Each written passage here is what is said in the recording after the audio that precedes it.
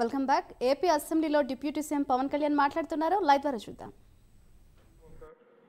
ఎవరికి రాజధాని వచ్చింది, ముందుకెళ్ళిపోయారు, అభివృద్ధి చెందారు. కానీ మన ఆంధ్రప్రదేశ్కి వచ్చేటప్పటికి కర్నూలు రాజధానిగా ఏర్పడింది. కాదని చెప్పి మళ్ళీ తెలంగాణలో కలిపారు. కొన్ని దశాబ్దాల తర్వాత మళ్ళీ విభజన జరిగింది. మళ్ళీ రాజధాని కోసం ఎత్తుక్కుంటూనే వచ్చాం. కింద మీద పడి 14 నుంచి 19 చాలా కష్టంతో ఒక రాజధానిని అత్యంత ఖర్చుతోటి నిర్మించే దశలో ఉండగా పరిస్థితులు అనుకూలించగా గత ప్రభుత్వం వచ్చింది. వాళ్ళు 3 రాజధానులు తీసుకొచ్చారు. ఎప్పుడు కూడా ఇన్ని సంవత్సరాలు ఇన్ని దశాబ్దాలుగా మనకు స్థిరమైన రాజధాని అనేది ఒకటి లేదు. అది బేసిక్గా అది కేంద్ర బిందు ఒక అభివృద్ధికి, ఒక రాష్ట్రానికి. ఈసారి మటుకు చంద్రబాబు గారి ఆధ్వర్యంలో, గౌరవ ముఖ్యమంత్రి చంద్రబాబు గారి ఆధ్వర్యంలో ఇంకెప్పటికీ భవిష్యత్తు తరాలు ఇంకెప్పుడు ఏది రాజధాని, ఒక రాజధాని రెండా కాకుండా అమరావతి రాజధానిగా ఉండాలి, దాన్ని ముందుకు తీసుకెళ్ళాలి. దానికి మేమందరం సహకరిస్తామని ఈ సందర్భంగా మీకు తెలియజేసుకున్నాం అధ్యక్ష. అలాగే మనం వారసత్వంగా వచ్చింది మనం పొట్టి శ్రీరాములు గారి దగ్గర నుంచి, పింగళి వెంకయ్య గారి దగ్గర నుంచి మువ్వెన్నెల జెండా, భాషా ప్రయుక్త రాష్ట్రాలు వస్తే చెడు కూడా అట్లాగే మనం వచ్చింది అధ్యక్ష. మనకి గత ప్రభుత్వం మనకు అందించింది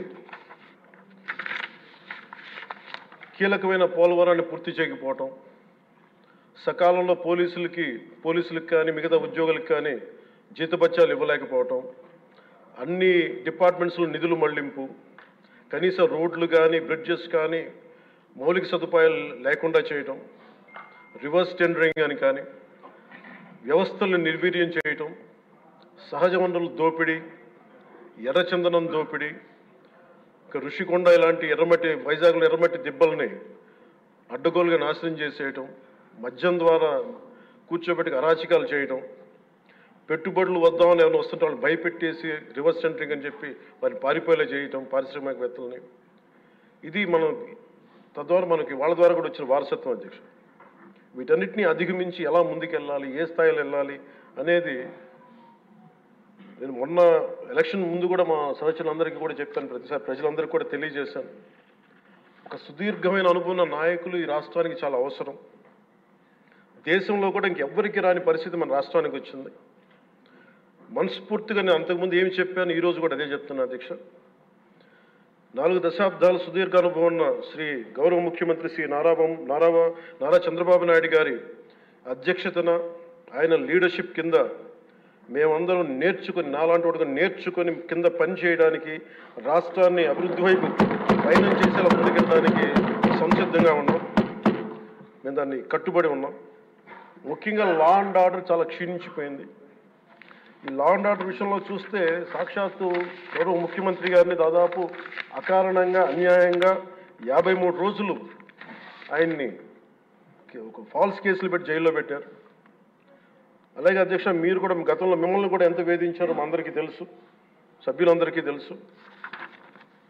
నేను రఘురామకృష్ణరాజు గారు కూడా ఏ స్థాయిలో అనుభవించారో అందరికీ రాష్ట్రం అంతా తెలుసు. కానీ చాలా పెద్ద మనసుతోటి ఆయన వస్తే చాలా మనసు విప్పి నవ్వుతూ మాట్లాడటం చాలా ఆనందం కలిగించింది. మీ నుంచి మేము నేర్చుకోవాలి. ఎంత అంటే దాడి చేసిన, హాని చేసిన మీ పెద్ద మనసుకి సభాముఖం మీ అందరికీ మీకు ప్రత్యేకించి మీకు ధన్యవాదాలు చెప్తాను. మీ అందరి నుంచి మీ నుంచి స్ఫూర్తి తీసుకుంటాం. మీ నుంచి అంటే తిట్లు తిన్నా కానీ, దెబ్బ తిన్నా కానీ ఎంత సహృదయతో ఉండాలనేది మీరు చూపించారు. ఇంకొక యాంగిల్లో శ్రీ నారా చంద్రబాబు నాయుడు గారు నిన్న కూడా చెప్తా ఉన్నారు, వాళ్ళు మన మీద దాడులు చేశారు కదా అని చెప్పి ఈ రోజు మనకు 164 సభ్యులు ఉన్నారని చెప్పేసి, 21 మంది పార్లమెంట్ సభ్యులు ఉన్నారని చెప్పి మనం కూడా అలా చేయడం సహేతుకం కాదు.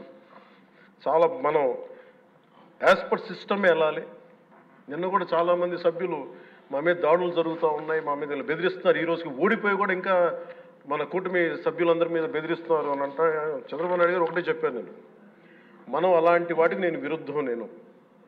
మీరు అలా కనుక కాదు, సిస్టమ్ని కాదని కనుక మీరు చేస్తే మీరు నాకు దూరం అవుతారని చెప్పి చాలా స్పష్టంగా చెప్పారు. అది నాకు కూడా చెప్పారు, అది మీకు కూడా వర్తిస్తుందని చెప్పి ఖచ్చితంగా చంద్రబాబు గారు చెప్తాను ఈ దృష్టిలో ఖచ్చితంగా దాన్ని ఒళ్ళు దగ్గర పెట్టుకుని మేమందరం ఉంటాం సార్.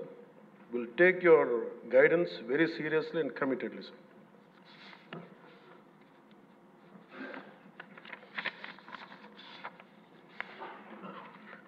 అలాగే కేంద్ర నాయకత్వం నిన్న ఈరోజు ఇందాక న్యూస్లో చూసిన అధ్యక్ష 15,000 కోట్ల రూపాయలు మన అమరావతి లేకుండా ఈరోజు వరకు ఇబ్బంది పడతాం. అలాంటి అమరావతికి కేంద్ర మంత్రి మన